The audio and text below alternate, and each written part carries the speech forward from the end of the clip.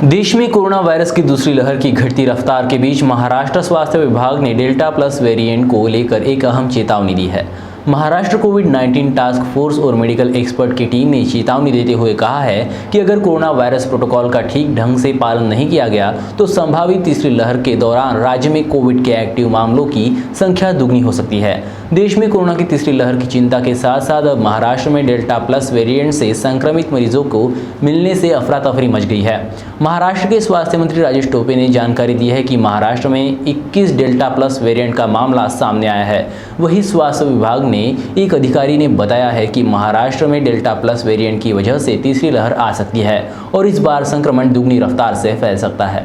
आज जो कोविड के पॉजिटिव केसेस मिले हैं वे है 6,270 और दुरुस्त होके जो घर गए हैं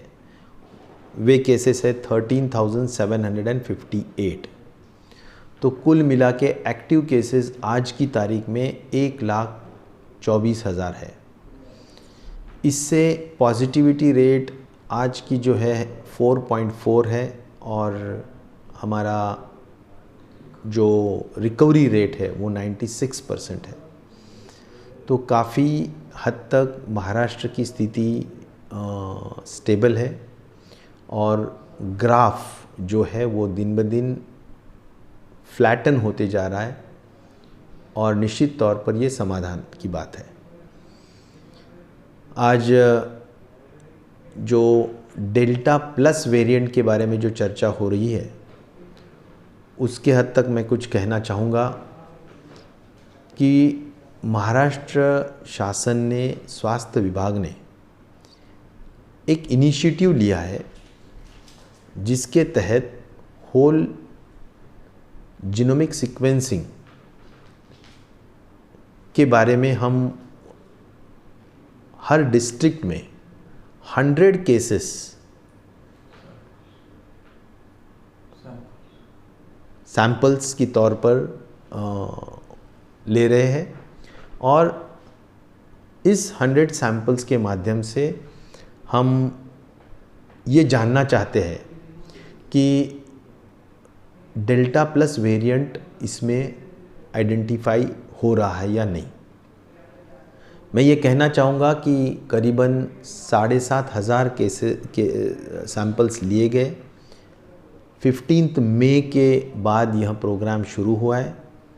और इन सैंपल्स में 21 डेल्टा प्लस वेरिएंट आइडेंटिफाई हुए हैं और यह जो 21 केसेस है वे रत्नागिरी में 9, जलगांव में 7, मुंबई में 2,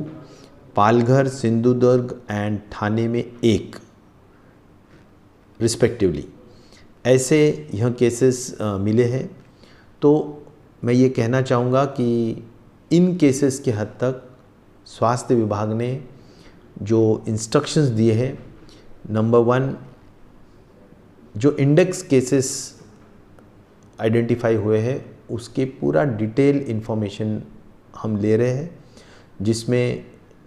वह जो इंडेक्स केस का जो व्यक्ति है उसका री इन्फेक्शन हुआ है क्या 102 दिन के बाद, या वैक्सीनेशन होने के बाद भी उनको इन्फेक्शन हुआ है क्या, उनका ट्रैवल हिस्ट्री क्या है, यह सब कुछ जानकारी इंडिविजुअल हम लेना चाहते हैं। और इसके बाद इंडेक्स केसेस के जो भी कॉन्टैक्ट ट्रेसिंग है वो भी हम एग्रेसिवली कर रहे हैं, जिससे कि ये जानकारी हम लेना चाहेंगे कि उनके हाई रिस्क कॉन्टैक्ट्स और लो रिस्क कॉन्टैक्ट्स में जो स्वैब्स लेके टेस्टिंग किए जाएंगे वे जीनोमिक सीक्वेंसिंग में एग्जैक्टली क्या दिखाते हैं। तो यह भी सूचना हमने दी है। और इंडेक्स केसेस के जो एरिया है उस एरिया के लोगों की हम ILI और सारी का भी सर्विलेंस हम करने की सूचना दी है। तो इस तरह से हम डेल्टा प्लस वेरिएंट के बारे में हमने कुछ इंस्ट्रक्शंस इस हद तक दिए हैं। यह सब इंस्ट्रक्शन इसलिए हम दे रहे हैं कि हमें जो डिफरेंशिएटिंग फैक्टर है डेल्टा और डेल्टा प्लस, ये जो म्यूटेशन हुआ है उसमें यह देखना चाहते हैं कि इसका विरुलेंस, इसकी ट्रांसमिसिबिलिटी क्या है। आज जो प्राइमा फेसी इंफॉर्मेशन हमें मिली है जिसमें ट्रांसमिसिबिलिटी कम है लेकिन विरुलेंस ज़्यादा है, और हम ये भी जानकारी जानना चाहते हैं कि कोविशील्ड, कोवैक्सिन, इन वैक्सीन्स को वो एस्केप कर रहे हैं क्या नहीं। तो इसके लिए बहुत ज़्यादा सैंपल्स की भी स्टडी की ज़रूरत है। वह सैंपल्स की स्टडी आज हमारा स्वास्थ्य विभाग निश्चित तौर पर कर रहा है, और इसीलिए हम जो सैंपल्स ले रहे हैं उससे ये अनुमान हम आने वाले दिनों में लगा पाएंगे। आज हमने माननीय मुख्यमंत्री जी उद्धव जी ठाकरे साहब, इनके हद तक इनके साथ हमारी मीटिंग हुई है, और इस मीटिंग में कई डिसीजंस लिए हैं। ख़ास तौर पर जो रूरल इंफ्रास्ट्रक्चर है हेल्थ का, उसका पूरा प्रेजेंटेशन हुआ, जिसमें हमारा जो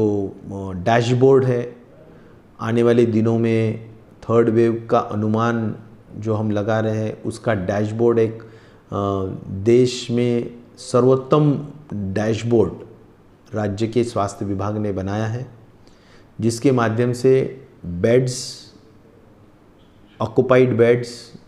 ऑक्सीजन की जो भी स्टेटस है और मेडिसिन की स्टेटस, ये सभी जानकारी एक क्लिक में उपलब्ध होगी, जिससे कि हमारे महाराष्ट्र के सभी जनता को, लोगों को यह जानकारी प्राप्त हो सकेगी और गवर्नमेंट को भी डिसीजन लेने के लिए सुविधा होगी। और जो डिसीजंस लिए गए हैं उसमें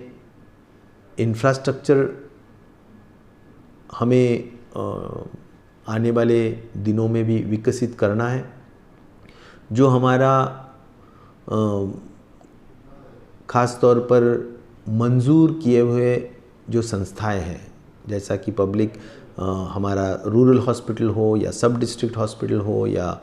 हमारे पीएससीज हो, सब सेंटर्स हो, उसके लिए लगने वाली कंस्ट्रक्शन को लगने वाली जो फंड्स हैं वह कितने लगेंगे। ख़ास तौर पर जो हमने जो एडीबी, एशियन डेवलपमेंट बैंक को भी एक प्रस्ताव गवर्नमेंट के मान्यता से भेजा है, जिसमें कैबिनेट ने मंजूरात दी है, लेकिन अभी गवर्नमेंट ऑफ इंडिया का क्लैरिफिकेशन या अप्रूवल बाकी है। तो उसका भी एक्चुअली मुख्यमंत्री जी के मीटिंग में ख़ास तौर पर उसका जो